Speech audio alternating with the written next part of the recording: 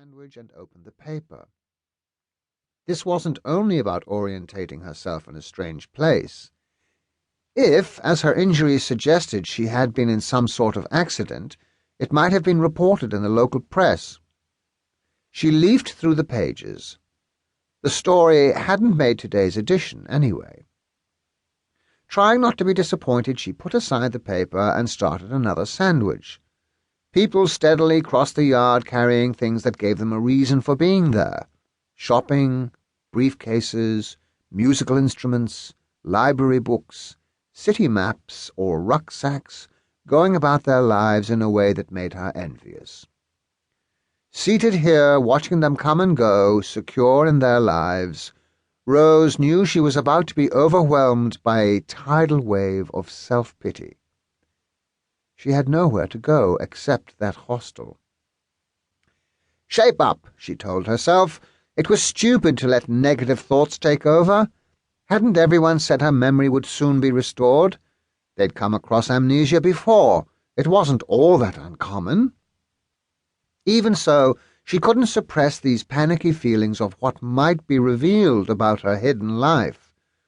Who could say what responsibilities she had, what personal problems, difficult relationships, unwanted secrets?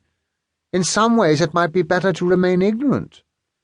No, she reminded herself firmly, nothing is worse than ignorance. It cut her off from the life she had made her own, from family, friends, job, possessions. "Lady, be positive," she lectured herself. "Work at this. Get your brain into gear. You are not without clues." "All right, what do I know? I've looked in the mirror. Age, probably 27, 28. Is that honest?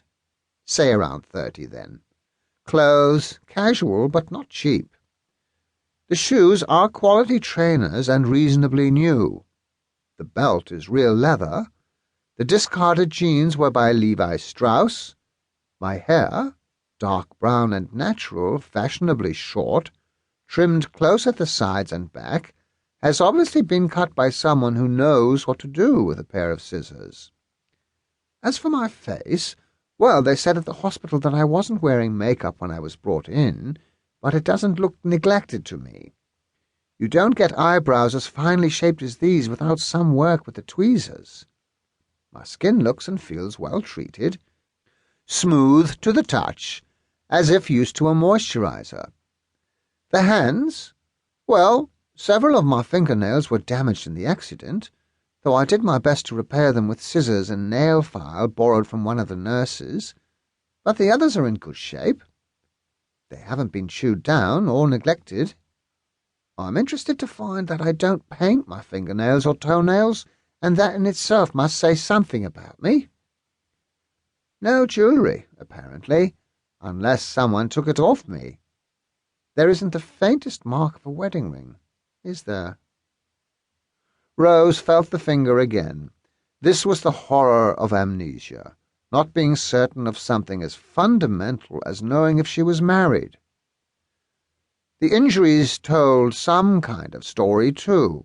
Her legs were bruised and cut in a couple of places, apparently from contact with the vehicle that had hit her.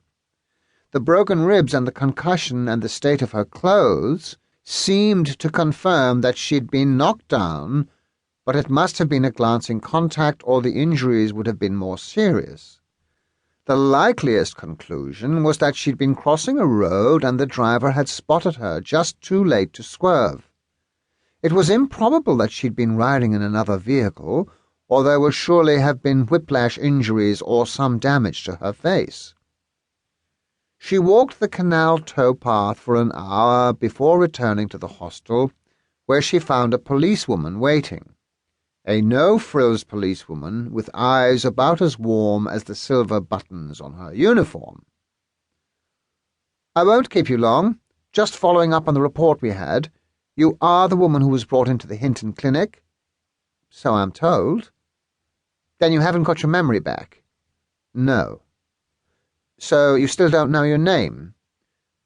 "The social worker called me Rose. That will have to do for the time being." The policewoman didn't sound as if she would be calling her Rose or anything else.